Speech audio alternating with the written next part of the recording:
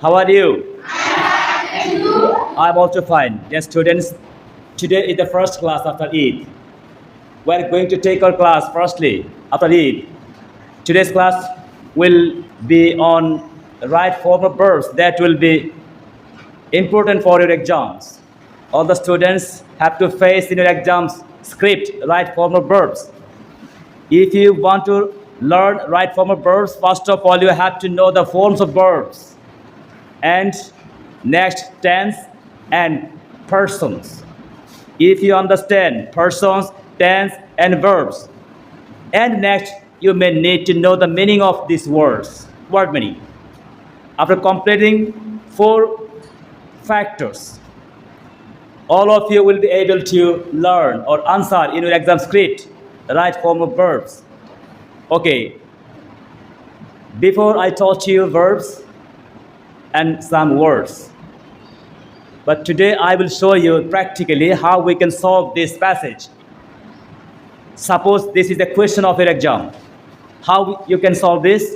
I will show you. Okay, look at me. This is the passage. Last winter, গত শীতকালে, Tania's school dash had an holiday. গত শীতকালে তানিয়ার বিদ্যালয় বন্ধ। এবং ছিল না আছে না থাকবে কোনটা হবে? ছিল। কারণ দেখো আমি কিভাবে ছিল বলছি, এখানে শব্দের ক্যারেক্টারিং আমরা চিনব। লাস্ট উইন্টার মধ্যে কি বলছে? গত শীতকাল নাকি পরবর্তী শীতকাল, আগামী শীতকাল না বর্তমান শীতকাল? গত হলে সেটা পাস্ট হয়ে গেল না, অতীত হয়ে গেল না। অতীত হয়ে গেলে ভার্বের কোন নাম্বার রূপ বসবে? পাস্ট রূপ, তাই না? দুই নাম্বার রূপ বসবে। মানে হ্যাড হলো প্রেজেন্ট রূপ, এটা পাস্ট রূপে কি হবে? হ্যাড। আন্ডারস্ট্যান্ড? Yes sir. আমরা আজকে কি করে করেছি? এখানে শব্দের ক্যারেক্টার দেখিয়েছি যে উল্লেখ আছে last winter, last week, last month, last year, yesterday, before, long since, এই যে শব্দগুলি যেটা অতীত ঘটনাকে নির্দেশ করে, তখন আমরা ওই বাক্যটাকে অতীত অর্থাৎ পাস্ট টেন্সে সাজাবো। আর পাস্ট টেন্স সাজানোর মিনিং হচ্ছে সাবজেক্টের পরে ভার্ব টু, ভার্বের পাস্ট ফর্ম আসবে, বুঝতে পারছো? এখন উত্তরটা কি হবে এখানে? গুড। হ্যাঁ, তাহলে উত্তর হবে এখানে হ্যাঁ। Last winter Tania's school had an holiday. গত শীতে তানিয়ার বিদ্যালয়ে একটি ছুটির দিন ছিল। Mister Masud, his uncle, dash take him and some of his friends to the Jew at Midpur in Dhaka. Masud এবং তার মামা তানিয়াকে এবং কিছু তার বান্ধবীকে নিয়ে ঢাকা চিড়িয়াখানায় গেল না গিয়েছিল? না যাবে। কারণ তোমাদের যখন একটা প্যাসেজ থাকে, যদি এটা প্রথমে যে টেন্স দিয়ে শুরু হয়, সাধারণত পুরো প্যাসেজটা সেই টেন্সেই থাকে। First of all, we have to know that I said first, you should know the form of the verbs. Without knowing the form of the verbs, it is quite impossible for you, not only you but also all the students who will face in the exam hall and right form of verbs. They will be totally failed to answer this question because you use here the right form of verb, that is ভার্বের সঠিক ব্যবহার। এখানে দেওয়া আছে take অর্থ কি? নেওয়া। আর টেকের past tense কি? টুক, নিয়েছিল। আর পাস্ট পার্টিসিপল টেকেন, বুঝছো? টেক, টুক, টেকেন। ওকে, টেক, টুক, টেকেন। এটা হলো প্রেজেন্ট, এটা হলো পাস্ট, আর ফিউচার না পারফেক্ট, তাই না?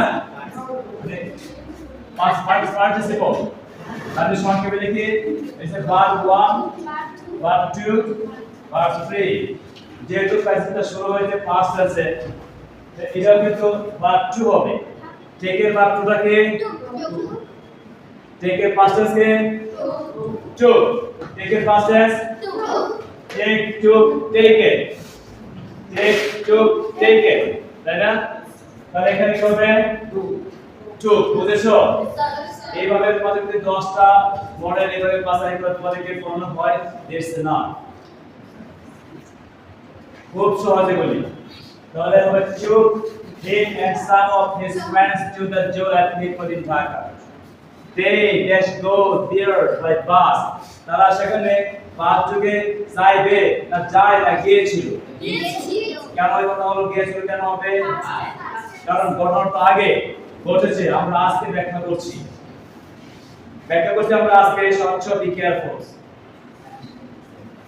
ঘটনাটা ঘটেছে অনেক আগে কিন্তু আমরা ব্যাখ্যা করছি আজ কিন্তু আমরা তো আগে পাস্ট টেন্সে বর্ণনা করব এটা তাহলে দে গো হলো প্রেজেন্ট এর পাস্ট কি হবে went past participle goes the verb one will go verb two went verb three gone এখানে verb কি বসবে কোনটা বসবে went টু বসবে তাহলে হবে they went there by bus না সেটা verb two গিয়েছে they dash see when big and small animals তাহলে সি অর্থ কি দেখা সি কত নম্বর বলতে আছে প্রেজেন্ট আছে এটা দুই নম্বর কি হবে সো তিন নম্বর seen see so seen already you have understood that if you want to answer these questions you must know or learn by heart some verb form without learning verb form you cannot answer this understand Yes so first of all of you should know the verb form how we can say the form verbs etc see so say তাহলে they see হবে না so হবে দেখেছো তোমরা উত্তর দিতে পারতেছো আমি শুধু ব্যাখ্যা করছি সেখানে বুঝতেছো they saw many big and small animals they dash see lions and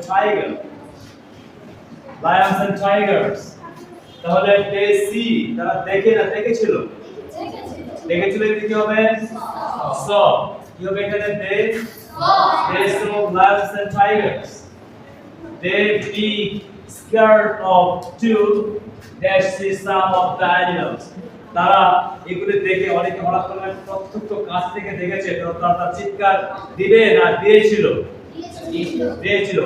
এখন they dash আতঙ্কিত হয়েছিল বি বলতে আমরা বুঝি দেখো বি বলতে আমরা আচ্ছা বাদকে বুঝি